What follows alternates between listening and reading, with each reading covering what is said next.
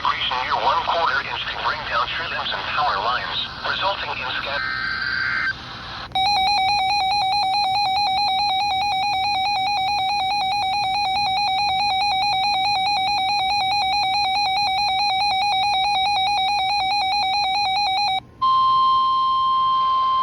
Here is a winter weather statement. Winter storm warning in effect until 1 p.m. Eastern Standard Time Monday. What? Significant icing. Additional ice accumulations around 1/4 inch. Winds gusting as high as 30 miles per hour. Where? Neighboring and Caldwell Mountains counties.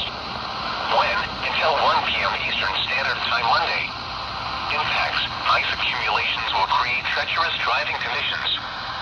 The weight of the ice on tree limbs and power lines could produce numerous power outages. The hazardous conditions could impact the Monday morning commute.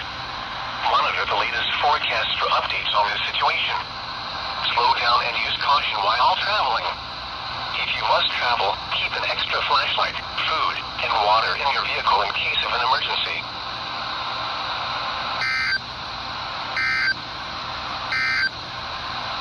These are the 2 p.m. Eastern Standard Time observations on Sunday, January 5th.